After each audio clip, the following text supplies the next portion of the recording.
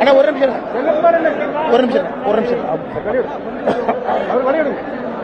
அண்ணா ஆரம்பிக்கலாமா?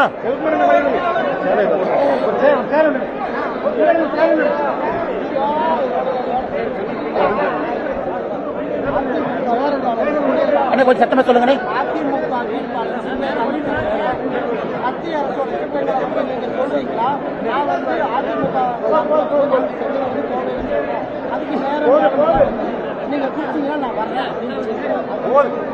அண்ணா நான் ஏற்கனவே சொல்லி இருக்கின்றேன், நம்முடைய போட்டி கோயம்புத்தூர் பாராளுமன்ற தொகுதியில் எந்தவித வேட்பாளர்களோடு கிடையாது. இன்னைக்கு வேட்பாளருக்கு ஒரு சென்ஸ் ஆஃப் டெஸ்பிரேஷன் இருக்கத்தான் செய்யும். அதனால் நாம் இந்த விஷயத்தில் தெளிவாக இருக்கின்றோம். எங்களுடைய தொண்டர்கள், தலைவர்கள், எங்களுடைய தொண்டர்கள், கோயம்புத்தூர் பாராளுமன்றத்தில் இருக்கக்கூடிய தலைவர்கள் மக்களை சந்தித்து ஒரே ஒரு விஷயத்தை சொல்லுகின்றனர். 2019 பாரதிய ஜனதா கட்சியினுடைய மேனிபெஸ்டோ தேர்தல் வாக்குறுதி, அகில இந்திய வாக்குறுதி நம்ம படிச்சு பார்த்தோம்னா 295 இருக்குமுங்க. 295 வாக்குறுதியும் நிறைவேற்றி இருக்கின்றோம். இப்ப திமுக மாதிரி 2021 கொடுத்துட்டு அதையே திரும்ப கம்ப்யூட்டர் உட்கார்ந்து பெட்ரோல் டீசல் 5 ரூபா 4 ரூபா குறைப்பது 65 மாத்து, சிலிண்டர் 100 ரூபாங்கிறது 500 மாத்து, எதுவுமே செய்யாம அதே விஷயத்தை திரும்ப திரும்ப செய். இது பாரதிய ஜனதா கட்சி கிடையாது. 2024 தேர்தல் வாக்குறுதியும் கூட நாம் என்ன சொல்லுகின்றோமோ அதை செய்ய போகின்றோம். ஆனால் நாங்கள் செய்துவிட்டு இங்கே நிற்கின்றோம். கோயம்புத்தூரை பொறுத்த வரைக்கும் எந்த சாமானிய மனிதனுக்கும் தெரியும் பாரதிய ஜனதா கட்சி என்ன செய்திருக்கிறது, மோடி என்ன செஞ்சிருக்கிறாங்க கோயம்புத்தூருக்கு. இதை அண்ணாமலை அவர்கள் வந்துதான் சொல்ல வேண்டும் என்கின்ற அவசியம் இல்லை. மக்கள் எல்லாம் பார்க்கிறாங்க. கோயம்புத்தூருடைய வளர்ச்சி என்னெல்லாம் நடந்திருக்கோ அது எல்லாம் கூட பாரதிய ஜனதா கட்சி ஆட்சியிலே 10 ஆண்டுகள்ல கொண்டு வந்திருக்கக்கூடியது. ஆனால் நாம் தொடர்ந்து சொல்வது, இங்க இருக்கக்கூடிய எம்பி இத்தனை ஆண்டு காலமாக ஒரு கம்யூனிஸ்ட் எம்பி, வளர்ச்சி வேண்டாம் என்கின்ற பிடிவாதத்தில் இருக்கக்கூடிய எம்பி. இன்னொரு பக்கம் ஒரு கட்சியினுடைய வேட்பாளர் கமிஷன் வாங்குவதற்காக மட்டுமே பாலம் கட்டக்கூடிய ஒரு கட்சி. பாலம் அப்படியே வாங்கியிருப்பாங்க, எனக்கு கமிஷன் கொடுப்பாங்க. ஏன் பாலம் கட்டுறாங்க தெரியாது. பாலத்துக்கு கீழே பாத்தீங்கன்னா ரோடு குண்டும் குழியுமா இருக்கு. அதை போய் அந்த வேட்பாளரோ கட்சியோ கண்ணை திறந்து கோயம்புத்தூரை எந்த அளவுக்கு நாசப்படுத்தி வைத்திருக்கின்றார். ஊழல் செய்வதற்காக மட்டுமே ஆட்சியில் இருந்த ஒரு கட்சி இன்னைக்கு வளர்ச்சியை பத்தி பேசுறாங்க. கோயம்புத்தூரில் இருக்கக்கூடிய எல்லா சாமானிய மனிதர்களுக்கும் தெரியும், கோயம்புத்தூர் இவர்கள் கொள்ளையடிப்பதற்காக, கமிஷன் பெறுவதற்காக வளர்ச்சி என்கின்ற வீக்கத்தை காட்டிக் கொண்டிருக்கின்றார். அது நான் சொல்ல வேண்டிய அவசியம் இல்லை. சாதாரணமாக இருக்கக்கூடிய கோயம்புத்தூர் நகர், கோயம்புத்தூர் பாராளுமன்றத்தில் இருக்கக்கூடிய எல்லா சொந்தங்களுக்குமே இதை பற்றி தெரியும்.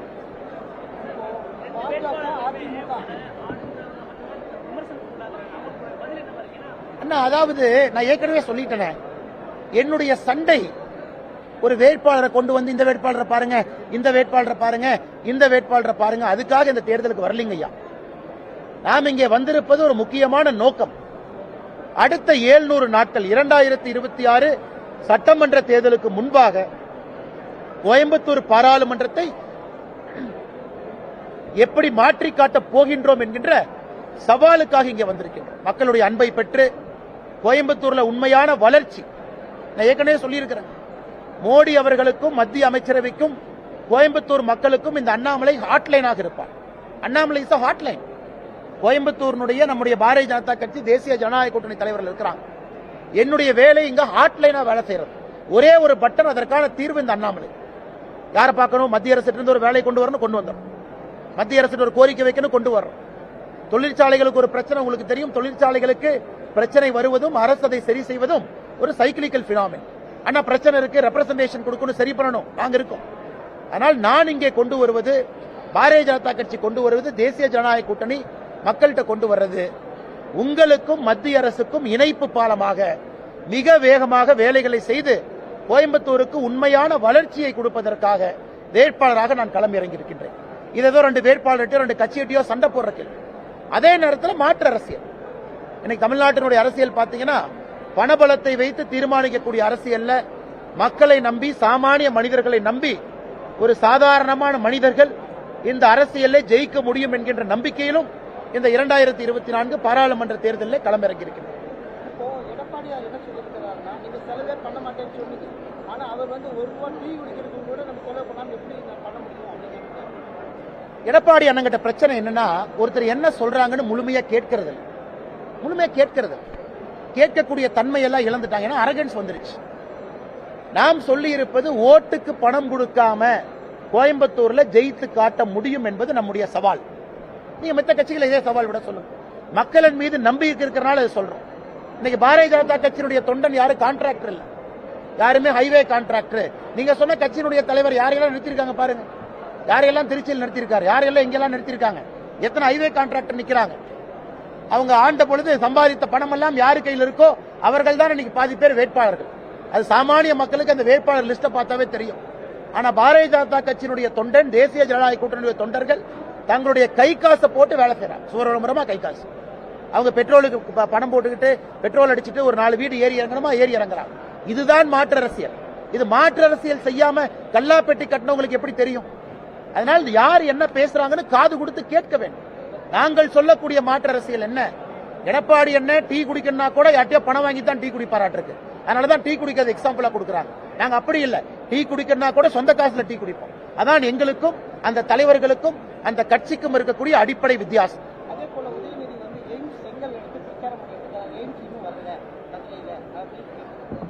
அண்ணா, இன்னைக்கு உதயநிதி ஸ்டாலின் அவர்களுடைய அறிவு அவ்வளவுதான்.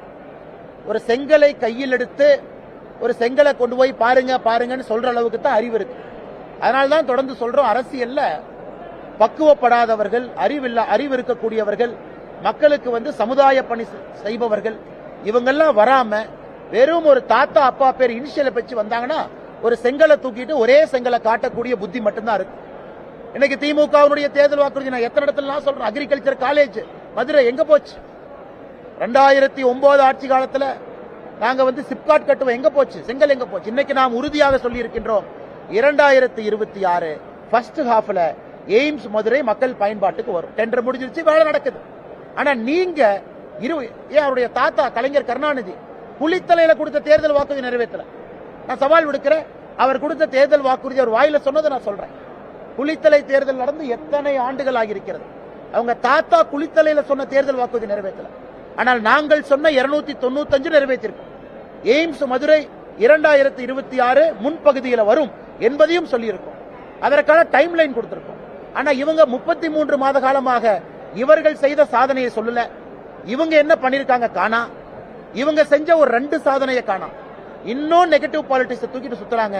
2024 பாராளுமன்றத்தில் மக்கள் இதற்கு பாடம் புகட்டுவார்கள். அண்ணே கொஞ்சம் சத்தமா சொல்லுங்க.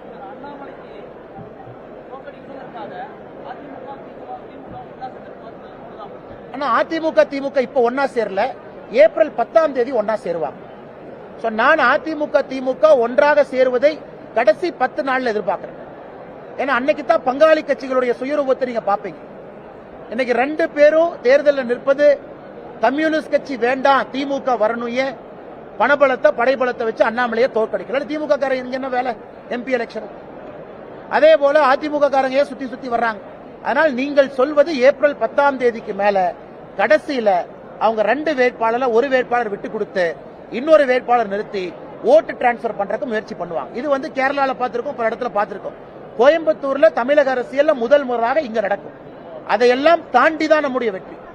மக்களுடைய அன்பு நம்ம கிட்ட இருக்கும் பொழுது பங்காளி கட்சிகள் என்ன வேணாலும் அண்டர்ஸ்டாண்டிங் போட்டுக்கிட்டோம், அன்கோ போட்டுக்கிட்டோம், திரைமறைவில் பேசிக்கிட்டோம், விட்டு கொடுத்துக்கிட்டோம். ஒரே கான்ட்ராக்டர் இவங்க ஆட்சியில் இருக்கும்போது ஹைவே கான்ட்ராக்டர், இப்ப ஆட்சியில் இருக்கும்போது ஹைவே கான்ட்ராக்டர், 2 பேருக்கு பண சப்ளை ஒரே ஹைவே கான்ட்ராக்டர். அதற்கெல்லாம் கோயம்புத்தூர் மக்கள் மயங்க போவது கிடையாது. அதற்கு நாங்கள் பயப்பட போவதும் கிடையாது.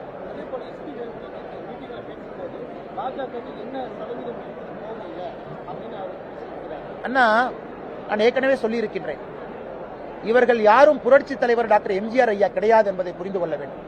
இவங்கெல்லாம் பணத்துல கொள்ளையடிச்சு அதுல ஒரு 2 குரூப்பை உருவாக்கி அதன் மூலமாக அரசியல் பண்றவங்க. நீங்க சொல்ற பேரோ நீங்க சொல்ற கட்சி தலைவர் இவங்கெல்லாம் புரட்சி தலைவர் டாக்டர் எம்ஜிஆர் ஐயா கிடையாது. மக்கள் நாயகனாக மக்களுக்காக பணி செய்து வெற்றியோ தோல்வியோ மக்கள் இருக்கிற அரசியல்வாதி கிடையாது. இவங்கெல்லாம் 5 வருஷம் மந்திரியா இருந்திருக்காங்க, சம்பாதிச்சுட்டாங்க. அடுத்த 10 வருஷம் செலவு பண்ணுவாங்க. 10 வருஷம் கழிச்சு ஒருவேளை ஆட்சிக்கு வந்தா மறுபடியும் சம்பாதிப்பாங்க. அதனால் இவர்கள் என்னதான் சூழலைத்தாலும் மக்களுக்கு தெரியும், இவங்கெல்லாம் பழைய தலைவர்கள் கிடையாது.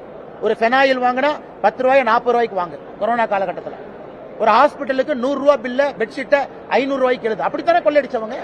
அல்லது ஒரு திட்டத்தை மத்திய அரசுடைய ஸ்மார்ட் சிட்டி திட்டத்தில் 30% கமிஷனை கொள்ளையடி, அதிலே வந்த பணத்தை வைத்துக் கொண்டு பேசுறாங்க. இவங்க என்ன மக்கள் தலைவர்கள், இவங்க என்ன சமுதாய தலைவர்கள், இவங்க என்ன அடிப்படை மாற்றம் பண்ணிருக்காங்க? கோயம்புத்தூர்ல என்ன அடிப்படை மாற்றம்? ஊரு சூடானதுதான் மிச்சம். ஒரு குளுமையாக அமைதியாக இருக்கக்கூடிய ஊரு இன்னைக்கு 2 டிகிரி 3 டிகிரி வெப்பநிலை ஏற்றிருக்காங்க. ஒரு 2 வீலர்ல இந்த ஊர்ல போக முடியுமானே?